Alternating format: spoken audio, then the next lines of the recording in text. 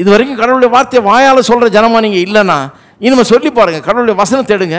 நீங்கள் யார், உங்களுக்கு என்ன விதமான வல்லமை இருக்குது, நீங்கள் எப்படிப்பட்டவர்கள், என்ன விதமான ஆசீர்வாதம் உங்களுக்கு கொடுக்கப்பட்டிருக்கிறது, எதெல்லாம் உங்களுக்கு சொந்தம், எதுக்கெல்லாம் நீங்கள் வாரிசு, எதுக்கெல்லாம் நீங்கள் சுதந்திரன்றதை எடுத்து அறிக்கை செய்து பாருங்கள். நான் சொல்கிறேன், ஒரு 2-3 வாரம் சொல்லி பாருங்கள் என்ன ஆகுதுன்னு, என்ன மாதிரி ஒரு மாற்றம் உங்களுக்குள்ளே உண்டாகுதுன்னு பாருங்கள்.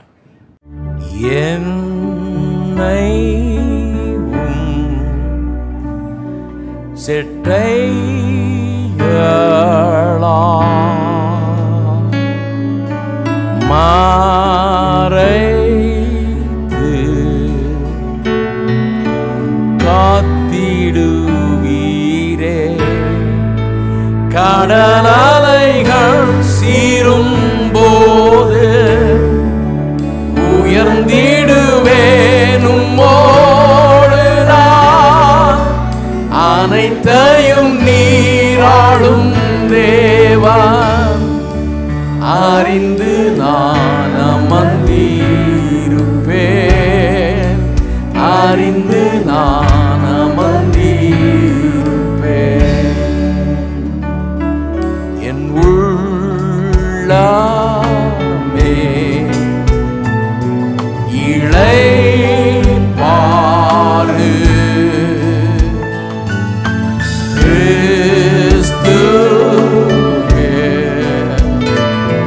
வல்லமை நம்பியே, கடலலைகள் சீரும் போது இடுவேனும் ஓடு நான், அனைத்தையும் நீராளும் தேவா, அறிந்து நான் அமர்ந்திருப்பேன், அறிந்து நான் அமர்ந்திருப்பேன். என் உள்ளமே இளைப்பாறு,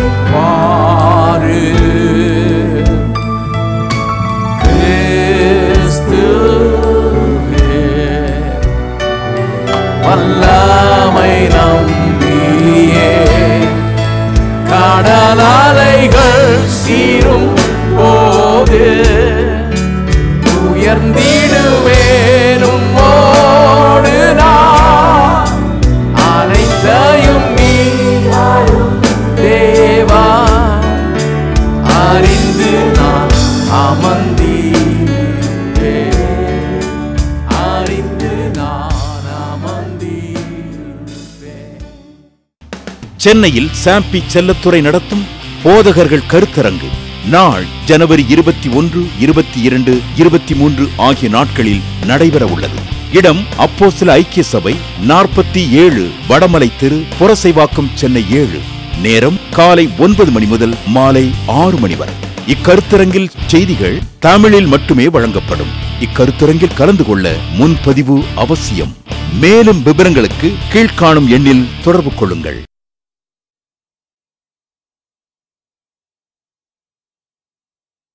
விசுவாச அறிக்கை மனதை புதிதாக்குறது. இதனால தான் பாருங்கள், ரிஃபார்மர்ஸ் மறுமலர்ச்சி உண்டான போது 16ஆம் நூற்றாண்டுலாம் அவங்க என்ன பண்ணாங்க, மார்ட்டின் லூத்தர் போன்றவங்களாம் என்ன சொன்னாங்க, கிறிஸ்டியானிட்டி இஸ் அ கிரேட் கன்ஃபெஷன்னாங்க. கிறிஸ்தவமே ஒரு பெரிய அறிக்கையின் மார்க்கம். ஆனால் கிறிஸ்தவங்களுக்கு இன்றைக்கி தெரிஞ்ச அறிக்கைலாம் என்ன, வெறும் பாவ அறிக்கை தான். பாவம் செஞ்சால் போய் அறிக்கை செஞ்சிடணும், அது மட்டும் தான் தெரியுது, வேறு அறிக்கை தெரியாது அவங்களுக்கு. அறிக்கைன்னு சொன்னோம்னா அதான் நினைக்கிறாங்க, பாவம் செஞ்சால் அறிக்கை செஞ்சிரு. கிறிஸ்தவம் வெறும் பாவ அறிக்கையின் மார்க்கம்னு சொல்லல, கிறிஸ்தவமே ஒரு அறிக்கையின் மார்க்கம்.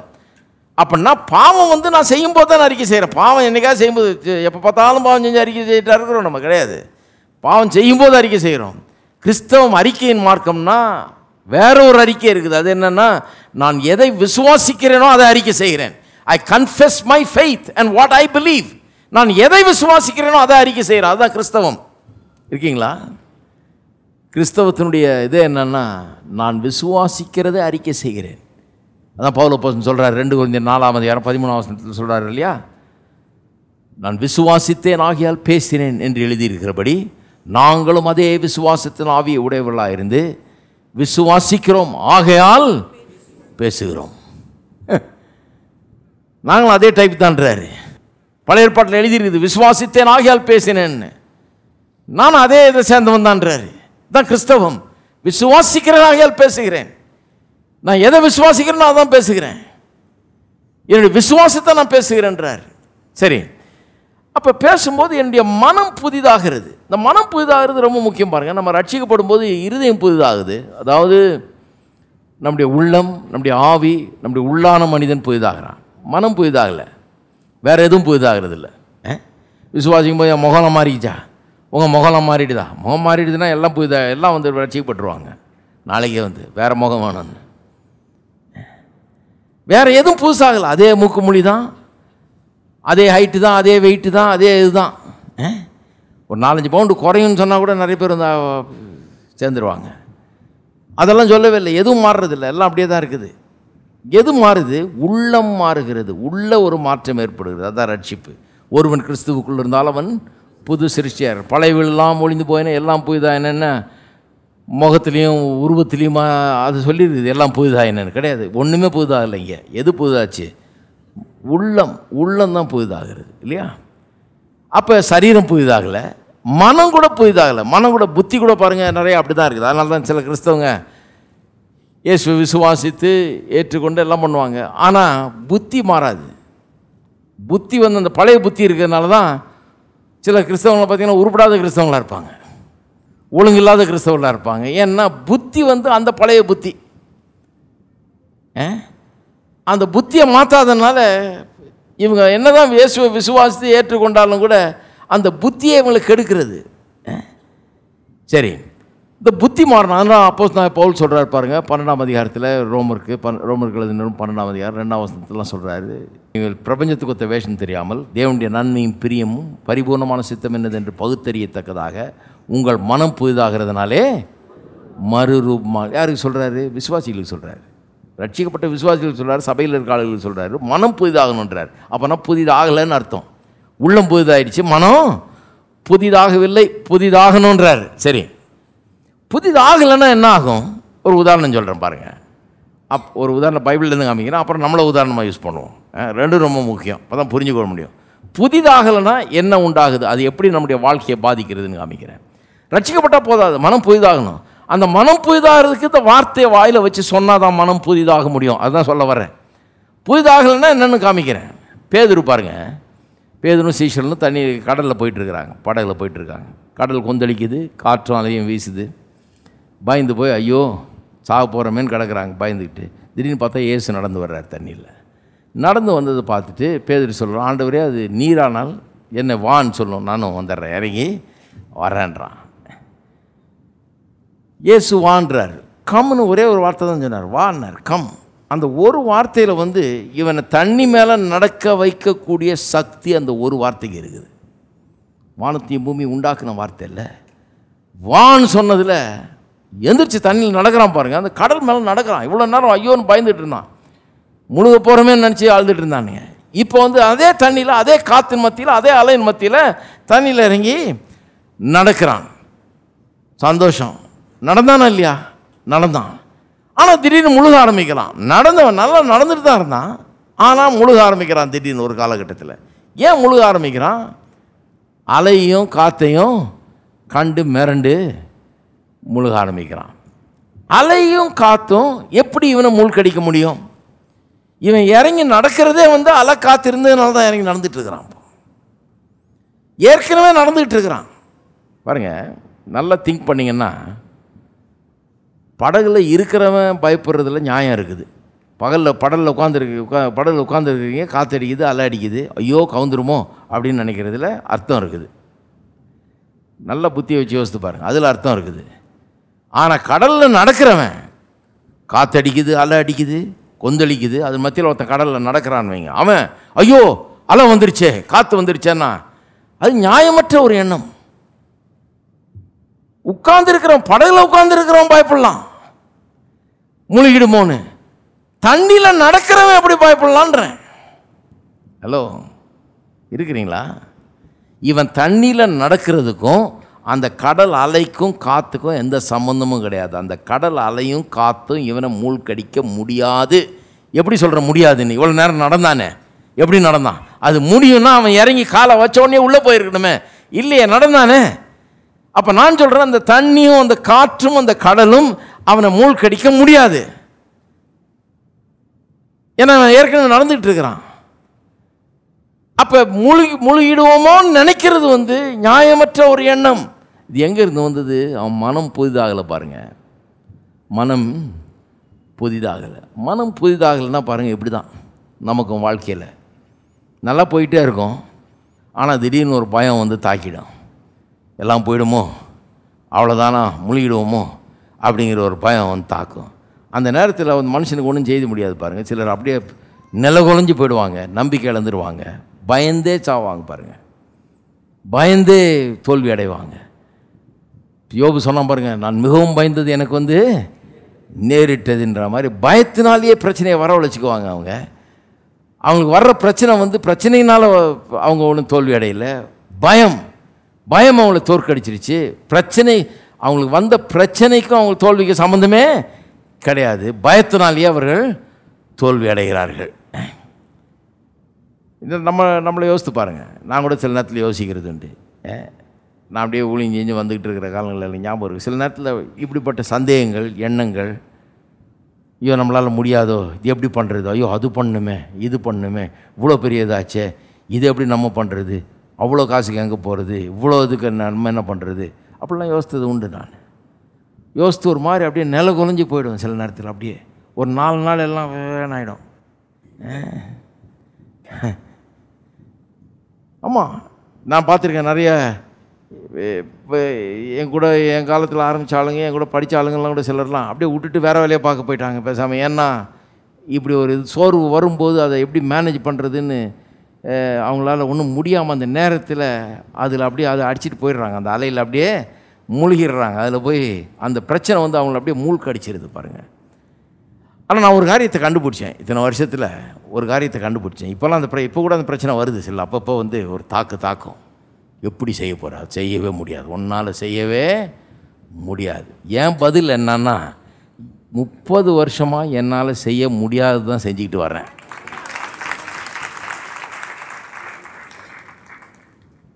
கடலில் நடந்துக்கிட்டு தான் இருக்கிறேன். என்னை பயப்பட சொன்னால் என்ன நியாயம்? அதில் நான் ஏற்கனவே 30 வருஷமாக நடந்துக்கிட்டே தானே இருக்கிறேன்.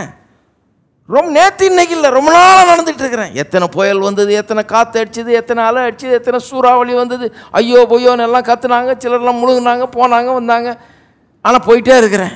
இது வரைக்கும் ஒன்றும் ஆகலை. அலையெல்லாம் வந்தது, அது ஓய்ஞ்சு அது குவாய்ட்டாகிடுச்சு. காற்றெல்லாம் அடிச்சது, அது இப்போ குவாய்ட்டாகிடுச்சு. இப்போ கூட திடீர்னு அடிக்கும் ஒரு காற்று, அப்புறம் டக்குன்னு அது ஒன்றும் இல்லை. நான் போயிட்டே தான் இருக்கிறேன். நிறைய அலையை பார்த்தாச்சு, நிறைய காற்றை பார்த்தாச்சு. இப்போ அலை காற்று வந்த உடனே நான் யோசிக்கிறது என்னென்னா, இதுவும் ஒன்றும் பண்ணாது. எப்படி தெரியும் எனக்கு? நிறைய வந்துருக்குது. அது ஒன்றும் பண்ணல, இதுவும் ஒன்றும் பண்ணவே பண்ணாது. எங்கள் அப்பா 88 வயசு வரைக்கும் வாழ்ந்தார் பாருங்க. அவர் சொல்லுவார், எல்லா வியாதியும் பார்த்துச்சு கதவை தட்டி, ஒன்றும் பண்ண முடியலன்ட்டு போயிடுச்சு எல்லாம் என்னை விட்டுங்க.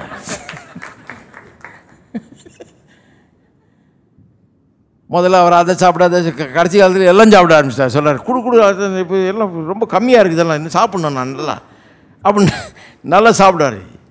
ஏதாவது சொன்ன என்ன சொல்ல, 85 வயசுக்காரன் வியாதி என்ன பண்ணோம்? நான் வியாதியை என்ன பண்ணுமோ பண்ணிட்டேன், அதை துரத்தி விட்டேன். அது என்ன ஒன்றும் பண்ணவே பண்ணாது. இவ்வளோ தூரம் வந்துட்டேன், இனிமே பயப்படுறதில்லை நான் அப்படின்னு தான் 88 வரைக்கும் அடிச்சு தள்ளிட்டு போனார் பாருங்க. அவர் அப்படியே ஓட்டினார். அதுலேயே தான் ஓடிச்சு வண்டி. எப்போ அதுதான் பேசுவார். அப்போ நான் சொல்கிறேன், உங்களுடைய ஆட்டிடியூட், மனம் புதிதாகிடுச்சு. அதுதான் புதிதாக்கப்பட்ட ஒரு மனம். அது எப்படி யோசிக்குது பாருங்கள். இது சிந்தையே வேறு மாதிரி இருக்குது. மனம் புதிதாகணும்னா அது எப்படி யோசிக்கும்? ஐயோ காற்று கடல் அப்படி தான் யோசிக்கும். புதிதாக்கப்பட்ட மனம் எப்படி யோசிக்கும்? இல்லை இது காற்று கடலுக்கும் எனக்கும் சம்மந்தம் இல்லை. ஏன்னா காற்று கடலில் தான் நடந்துக்கிட்டு இருக்கிறேன். படகுல உட்காந்துட்டு இருக்கிற ஆள்கிட்ட போய் சொல்லு பயப்படுன்னு சொல்லி, அவன் பயப்படலாம், நான் பயப்பட மாட்டேன். ஏன்னா ஏற்கனவே காற்று கடலில் தான் நடந்து கொண்டு இருக்கிறேன். 30 வருஷத்துக்கு முன்னால் என்கிட்ட நான் இதே பிரசவாகத்து பையன் பாருங்க, நிறைய பிரசவாகத்து பசங்க இருக்கிறாங்க என் கூட படித்தவங்களாம் இங்கே இருக்கிறாங்க நிறைய பேர். பிரசவத்தை இதே தெருவில் போயிட்டு வந்துக்கிட்டு இப்படி சாதாரண ஆள் இந்த இந்த இந்த இந்த காம்பவுண்ட் செவுத்திலே உட்காந்து வந்துருப்பேன் சில நேரம். சாதாரண ஒரு மனுஷன் இந்த பக்கம் இருந்தவன் தான் நான். என்கிட்ட வந்து நீ இப்படி ஒரு சபையை பாஸ்டராக இருப்ப, இப்படிலாம் பண்ணுவேன், உலகம் முழுக்க சுவிசேஷத்தை அறிவிப்பேன்னு சொன்னீங்கன்னா ஆளை விடுங்கப்பான் இருப்பேன் நான். வேறு யார்ட்டையா போய் சொல்லி நம்மளை ஆளை விடு, இதெல்லாம் நம்மளால் முடியாது. ஏன்னா என்னை விட ரொம்ப பரிசுத்தமான நல்ல ஆளுங்கள்லாம் எனக்கு தெரியும். அப்போ அவங்க முடி சைஸ்லாம் கரெக்டாக இருக்கும், அவ்வளோதான் இருக்கும். என் முடி ரொம்ப லாங்காக இருக்கும். அவங்க சட்டெல்லாம் ரொம்ப கரெக்டாக இருக்கும், என் சட்டை அலங்கோலமாக இருக்கும்.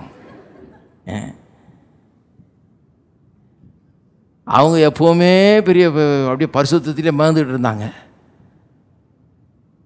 நான் ஒன்றும் அப்படி இல்லை, நான் ஒரு சாதாரண மனுஷன் பாருங்கள், அப்படி தான் இருந்தேன். என்கிட்ட சொல்லியிருந்தீங்கன்னா இப்படியெல்லாம் நான் இருப்பேன்னு சொல்லியிருந்தீங்கன்னா நிச்சயமாக முடியாதுன்னு. ஆகவே நான் சொல்கிறேன், இன்றைக்கி நான் இப்படி இருக்கிறேன்னா அது கடவுளுடைய கிருபை.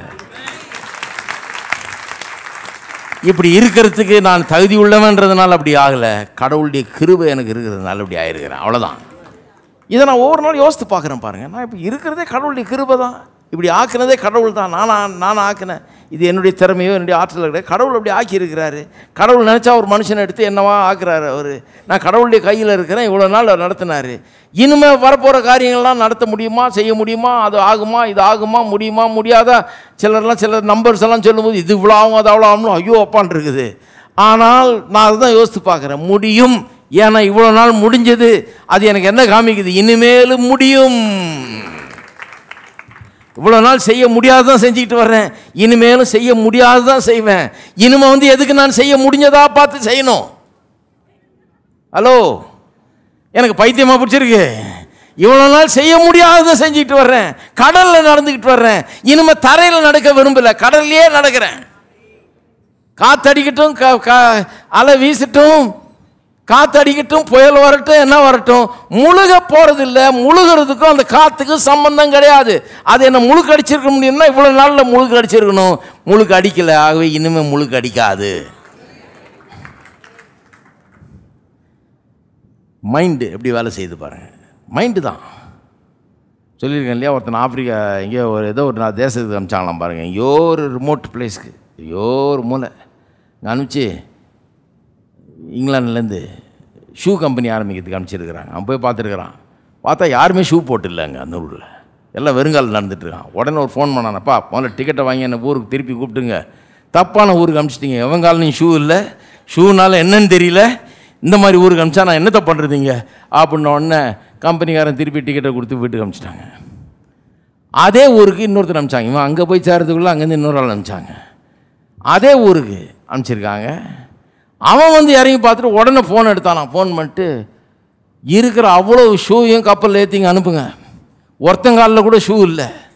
ஷூ என்னன்னு நான் சொல்லி முடித்தேன்னா அவ்வளோ பேரும் ஷூவை வாங்கிக்குவான். எங்கேயும் விற்கிறத காட்டிலும் இங்கே அதிகமாக. 2 பேர் பாருங்கள், 2 வித்தியாசமாக பார்க்குறானுங்க. ஒருத்தன் கண்ணு ஒரு மாதிரி பார்க்குது, இன்னொருத்தன் கண்ணு இன்னொரு மாதிரி. நானும் சொல்கிறேன், இந்த கூட்டத்தில் இன்றைக்கி 2 விதமான ஜனங்கள் இருக்கிறாங்க. ஒருத்தர் வந்து முடியாதுங்கிற ஒரு இனம், இன்னொருத்தர் முடியுன்ற இனம். முடியாதுங்கிறவங்க முடியாதுன்றதுனால முடியாதுன்னு இல்லை, அவங்க மைண்டு சொல்லுது முடியாதுன்னு. அவங்க மைண்டு வந்து முடியாதுங்கிற மைண்டு ஆயிடுச்சு. ஏன்னா அது அப்படி தான், முடியாது முடியாது முடியாது முடியாதுன்னு பேசி அப்படியே கற்று வச்சுருக்கிறாங்க. முடியுன்ற ஆளுங்க இருக்கிறாங்க. ஏன்னா அவங்களுடைய மைண்டு வந்து கடவுளுடைய வார்த்தையால் புதுப்பிக்கப்பட்டிருக்கிறது. கடவுளுடைய வார்த்தை வந்து மனதை புதுப்பிக்கிறது. பாருங்க, என் மைண்டு எப்பவுமே இப்படி இல்லை. பாருங்க, நான் சாதாரண ஒரு மனுஷன் தான், எப்பவுமே பயந்துக்கிட்டு ஐயோ இப்படி ஆகிடுமோ அப்படிதான் இருந்த ஆள் தான். ஆனால் இப்போ வேற மாதிரி திங்க் பண்ணுறேன். ஏனென்றால் என் மைண்டு புதுசாகிடுச்சு, மனம் புதிதாகிறது. எப்படி புதிதாகிறது? கடவுள் சொன்னதையே சொல்கிறேன் நான். அவர் சொல்றார், விசுவாசிக்கிறவனால் எல்லாம் கூடும்னு. இதை சொல்லிட்டு இருக்கிற 30 வருஷமா, விசுவாசிக்கிறவனால் எல்லாம் கூடும். சொல்ல பாருங்க, உள்ள எல்லாம் கூடும்ன்ற ஒரு ஆணித்தரமான ஒரு எண்ணம் உள்ள உருவாயிடுது. அப்புறம் அதை அசைக்கிறது ரொம்ப கஷ்டமாயிடுது. சிலருக்கு பாருங்கள், முடியாதுன்ற எண்ணத்தை அசைக்கிறது ரொம்ப கஷ்டம். சிலருக்கு கூட வச்சு பேசி பாருங்கள், எவ்வளோ நேரம் பேசுனீங்கனாலும் இல்லைங்க முடியாதுங்க, நீங்கள் சொன்னால் கேளுங்க, நீங்கள் சொல்கிறதெல்லாம் இருக்கட்டும், முடியாதுன்ட்டு தான் ஏஞ்சி போவான். ஏன்னா அவ்வளோ ஆணித்தரமாக அது பதிஞ்சிருக்குது. அது மாதிரி எனக்குள்ளே பதிஞ்சிருச்சு. முடியும், முடியாததெல்லாம் முடியும். கர்த்தர் என்ன சொன்னாலும் அதை செய்ய முடியும். என்னால் கூடாது ஒன்றும் கிடையாது, என்ன கத்தரால் கூடாது ஒன்றும் கிடையாது. எனக்குள் இருக்கிறவர் பெரியவர், உலகத்தில் இருக்கிறவனை காட்டில் எனக்குள் இருக்கிறவர் பெரியவர். நான் உலகத்தை ஜெயிக்கிறவன். தேவனால் பிறப்பதெல்லாம் உலகத்தை ஜெயிக்கும். நான் தேவனால் பிறந்திருக்கிறேன், அதனால் உலகத்தை ஜெயிக்கிறவன். இந்த உலகத்தில் இருக்கிற பிரச்சனையில் நான் ஜெயிக்க முடியும். எண்ணம் அப்படி மாறிடுச்சு பாருங்க. எண்ணத்தை புதுப்பிக்கிறது எது? கடவுளுடைய வார்த்தை. இது வரைக்கும் கடவுளுடைய வார்த்தையை வாயால் சொல்கிற ஜனமாக நீங்கள் இல்லைன்னா இனிமேல் சொல்லி பாருங்கள். கடவுளுடைய வசனத்தை எடுங்க.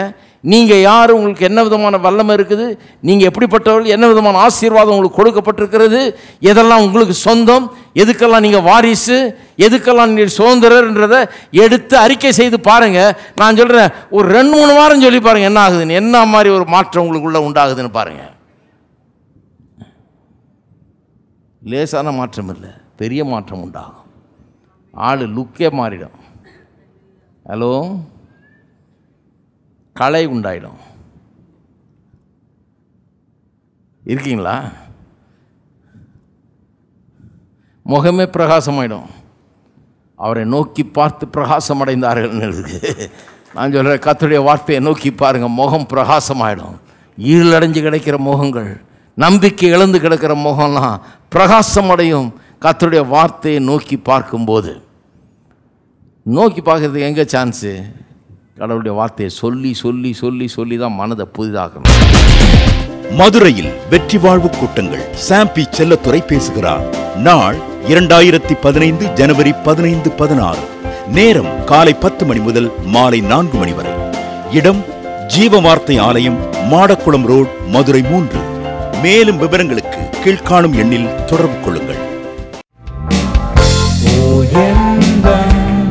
ஆத்துமாவே அறியாயோ கர்த்தராமனாதி தேவன் பட்சத்தில் இருக்கிறார்.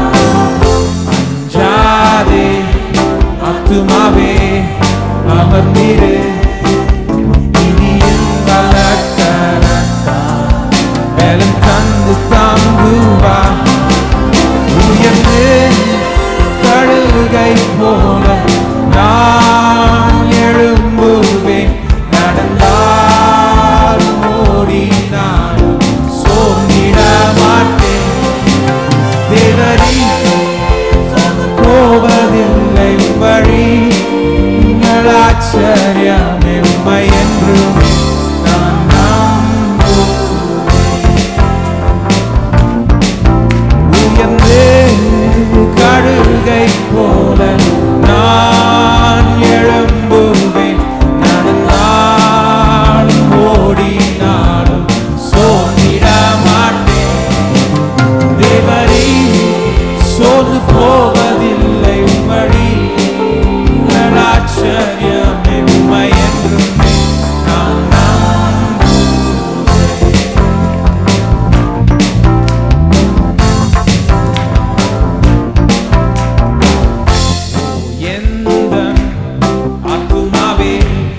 அறியாயோ கர்த்தராமனாதி தேவன் பட்சத்தில் இருக்கிறார். அஞ்சாதே ஆத்துமாவே அமர்ந்திரு, நீதியின் வலக்கரத்தால் பலம் தந்து தாங்குவார். உயர்ந்து கழுகை போல நான் எழும்புவேன். நடந்தாலும் ஓடினாலும் சோர்ந்திட மாட்டேன். தேவரீ சோர்ந்து போவதில்லை வழி, ஆச்சரியம் உம்மை என்றும் நான் நம்புவேன்.